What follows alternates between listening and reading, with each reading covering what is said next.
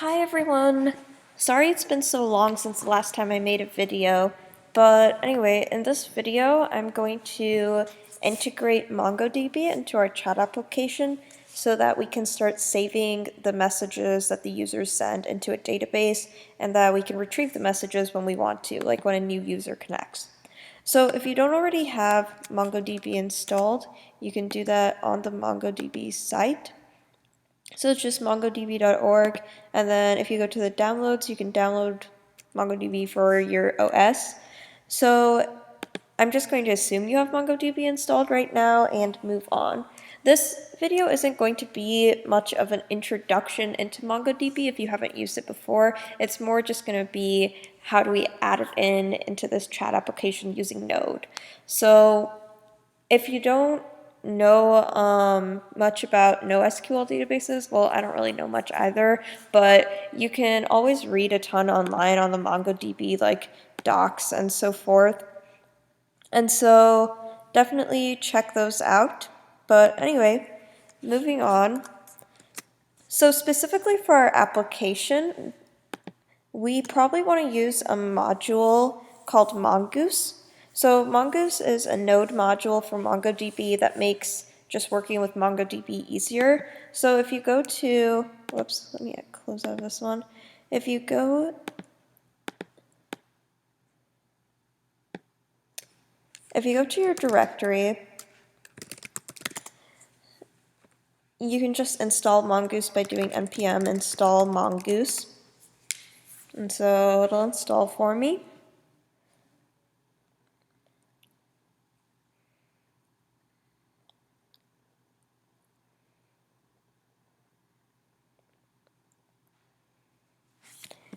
And so after it's installed, we can include mongoose just like the other modules that we've included by doing require mongoose. And then we can easily connect to our MongoDB database by using mongoose.connect.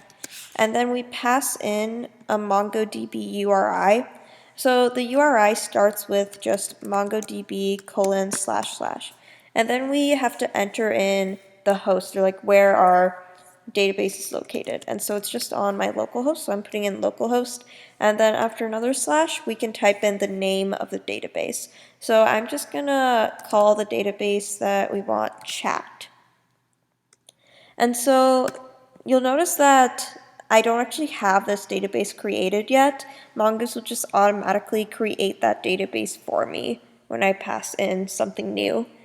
There are other things that you can add to this URI if necessary. So, for example, I have MongoDB running on the default port, which is 27107. You probably do too, but if you don't, you can add that in.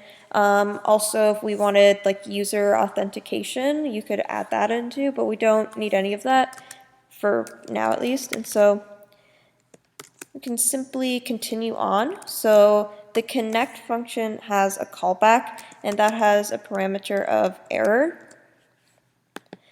And so when we do that, we probably want to just check if there's an error, and if there is, log it to the console. And then if not, maybe display a success message. So to MongoDB. There we go. So we can check that out and kind of test out our connection. But before we run our application, we have to start MongoDB. And so on a Mac, I just have to type in MongoDB. It's different on Windows, if I recall correctly. And I'm not sure if it's different on Linux, but you can find exactly what command you have to use on the MongoDB website. And so after that, just start my app. And we get our success message, so it looks like that worked. The next thing we have to do is create a schema. So MongoDB, as opposed to SQL databases like MySQL, doesn't store things in tables. Instead, MongoDB stores things in collections of collections of documents. So documents have a certain type of structure to them, and we can define that structure within a schema. So if you use mongoose, well, first create a variable. So I'll just call it a chat schema. And I can create a new schema by doing mongoose.schema And so in MongoDB, documents are encoded in BSON, which is just binary JSON. So you'll notice that it's really easy to show the structure of a document because it's just like creating a JSON object. So what do we want to save in our document? Well, we probably want to save like the nickname of the user, which I'm going to call Nick to be consistent with the rest of the terminology that we've used in the application. So Nick.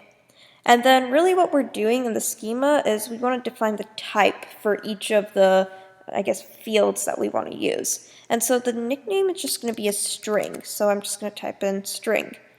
And then that's the same with the message. So that'll also be a string. Lastly, we also probably want to enter in the time that a message was sent so that we can sort by recent messages, for example. And also we might want to actually display the time that a message was sent later on in the application if you choose to add that in. So I'm just going to create something called created. So that's what I'll call the time, I guess. And this right here for the nickname and message is kind of the shorthand way of defining like the type. Besides just defining the type of a field, there are other things you can do, such as setting the default. So in order to do that, we just enclose all of that in curly braces. And so you can define the type as a, we want to define the type of created as a date type. And then the default is just going to be date.now. So we never have to actually explicitly add in the created part because it just defaults to the current time, and that's basically what we'll want no matter what. So this whole like schema thing in general is just convenient because, for example, if your nickname is like 1, it won't save as an integer, it'll just save as a string.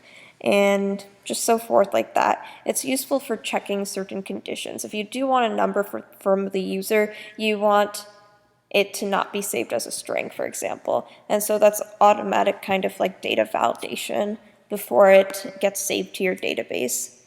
So you can also in the schema, you can add in like nested values and such, just like a regular JSON object. You know, you can create a name field and then put first and last underneath that, like name, and then first string, last string. And so that's what's nice about it. You can just structure like you would normally. So we don't need that. Okay, so that's the schema, and does all those wonderful things, but it doesn't really help us for saving, for example, documents in a database or like retrieving documents or anything like that. To do any like real functions with MongoDB, we have to create a model in Mongoose. So I'm just going to call our model chat. And so to create a model, do mongoose.model.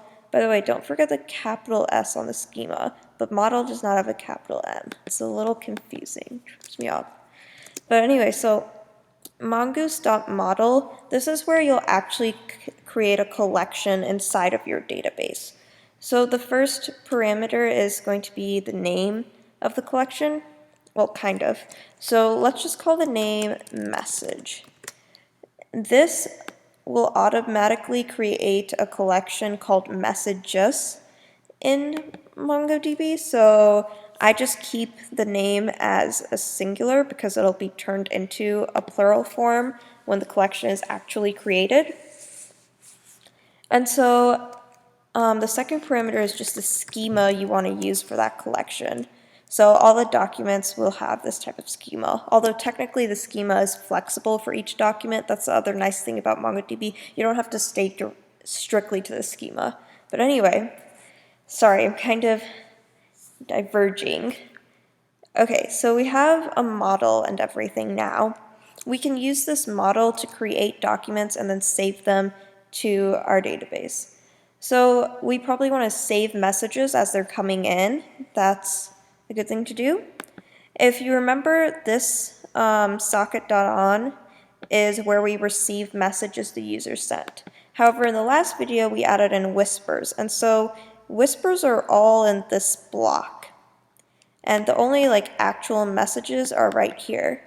We don't really want to save whispers to our database because one, like whispers are pretty much, I think, pretty transitory. They're just messages people, quick little messages. They're not really things people mean to be permanent in the first place. But then also, we couldn't save whispers even if we wanted to, because we'd also have to save the user that the whisper was going to, and that would just be such a pain since we don't actually have user accounts right now. And so we're just going to save regular messages. And so you could like basically create a new document, I guess, that you can save by saving it as a variable. So I'm going to call my new document new message. And then to create that, you just do new chat, because that was the name of our model. And then it's going to be the exact same as this. We're just passing in the values for that schema we made before. So the message is just going to be our message variable. Then nickname, socket.nickname. So I think that's why it's so convenient. It's already in the same type of data since MongoDB uses BSON, just like JSON. So, and then we don't have to include the date in here since we set the default to date.now. It'll be completely fine. And so we've created that document, and then to save it to the database, you just do new message.save, and then there's a callback function that has an error. So if there is an error, let's just throw it. And then if there's not, we will actually emit the new message. So let's start that up. Hopefully that all works. Okay, so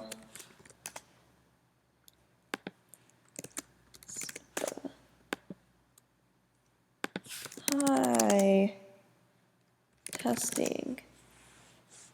Okay, so I still get the messages displayed, so presumably this all worked without throwing an error.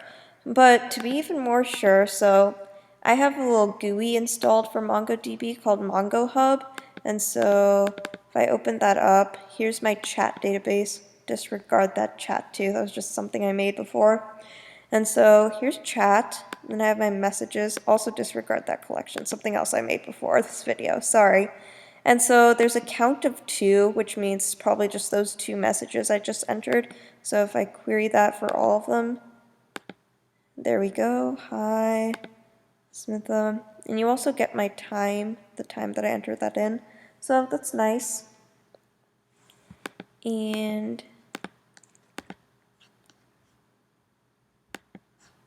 now that we have messages saving when we enter messages in, the next thing we probably want to do is retrieve messages when a new user connects so they get the messages that they missed.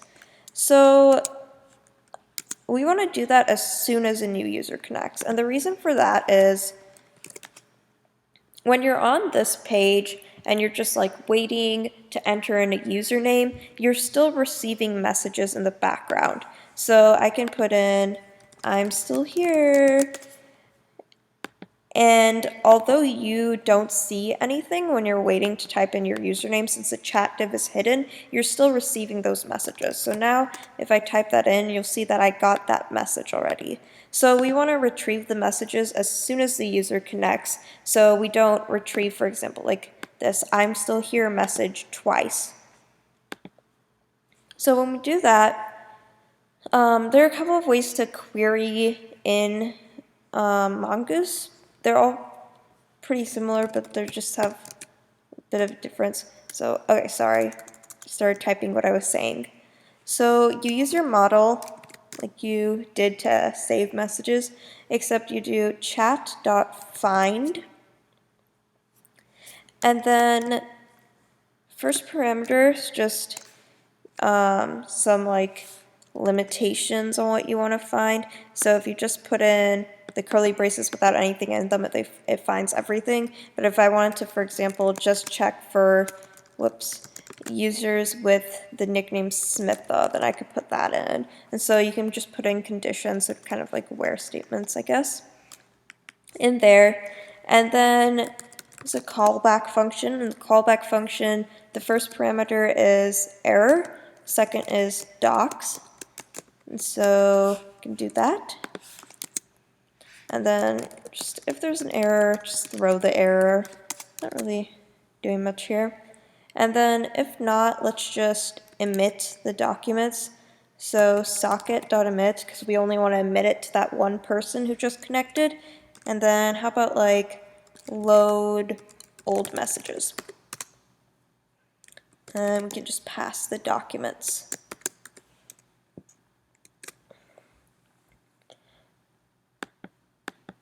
So yeah, I mean, let's actually put a message here so we can check to make sure this is working. Sending old messages. Or just check to make sure an error wasn't thrown. And so just refresh. Okay, sending old messages. So we get that, so it probably worked. We just have to add in something to receive that event on the user side. So for socket.on load old messages, I'm just gonna call it docs instead of data, I guess, to be even more clear, or at least that seems clear to me. You might want to stay consistent, whatever you want to do. So the way we want to add messages in is the exact same way we added messages in for this new message event. So I'm just going to change this line into a function so that we can reuse it. So display message is what I'll call it. And then data.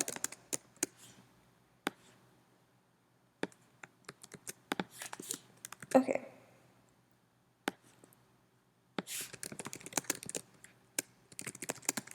Awesome. And so for the docs, let's just loop through the docs. So the docs is just an array of all the documents you received back. So let's do like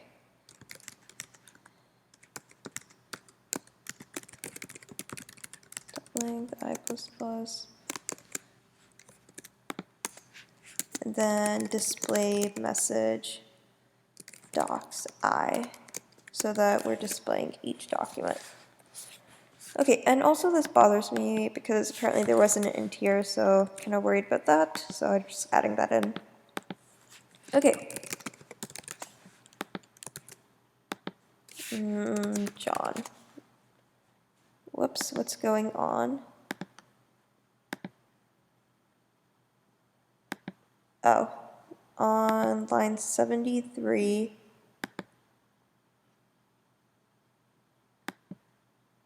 oh my goodness, what am I doing? This is JavaScript. Okay, sorry, I'm really messing up a lot in this video. And again, this should be docs.length. Sorry about that, it is late. Okay. And so anyway, obviously not using that to change my int to a var, makes sense. And so hopefully this works now. Yay, so we get those old messages back. The next thing we want to do is, so we are getting messages back, however, we're getting all the messages back. In your actual application, you probably don't want to get all the messages back, especially if you have a lot of messages. So we can limit the number of messages we get. And so the way we do this is we can just append that to our query. So let's save this as a variable, our chat.find message as a query. And then after we get that, we can do things with it. So query.limit to 8. I'm doing 8 just so I can show you that it's actually limiting. So let's do like 4, 5, 6, 7, 8, 9, 10, 11, 12. Okay. And then, so the way we're querying now is we're saving this as a variable, and then we're sort of waiting for execution later. So this doesn't automatically execute at all when you save it as a variable. Instead, you have to make it execute manually by using the execute function, and then you can put the callback function within that. And so let's check that out and make sure I only get 8 back. Okay. Yay, so I only get 8 messages back, so that works perfectly. This is automatically, the only thing is, you notice that in a chat application, you want to get the most recent messages. So right here, you get 8, but the problem is you get the first 8 messages. And what we really want to do is get like the last 8 messages. So the way we can do that is we can sort. We can sort the query by the created field. So we want to sort it descending from like the latest created, so the highest created, which would be the most recent, down. So the way we can do that is just put sort and then inside it minus created. So that does it descending. And then if you want to do it ascending, you could just do it like that. But descending would be like this. Okay, so let's do that. The only problem, well, we'll see.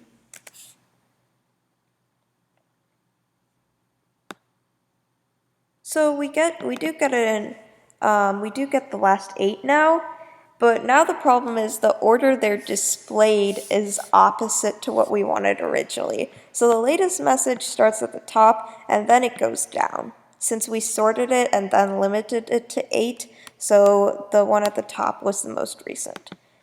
And so we can change that just on our client side by starting with the length -1, and then going while I is greater than or equal to 0, and then going down instead. So we're starting with the last item in the array and then going down. So now we get them the way we want. That's pretty much it for how we want to include MongoDB in our chat application. So hopefully this works out well. I'm sorry that I feel like this tutorial might have been kind of fast, especially if you don't really know MongoDB, but it's just really hard to explain, I guess, both what MongoDB is and then also use it and have a reasonably short video. I wonder how long this video is. It might be pretty long. I don't know. But anyway, so I hope this helped. I'll put the code download in the description as always. And then thanks a lot for, I guess, subscribing to me, guys, and sending me messages and stuff. Like, I really love getting messages and things. I don't know how much more I'm going to do on this chat application series. I don't want to say any features I might add because I might end up not doing it, because I just feel like this is pretty much the solid kind of application you need to like extend more if you wanted to do it. But yeah, I might do more on this. I think I might make just a random how to web scrape in Node.js video, so I might do that instead next. But we'll see how it goes. Just, I guess, let me know what you want and I might change my mind, and so we'll see. Thank you for watching. Awesome.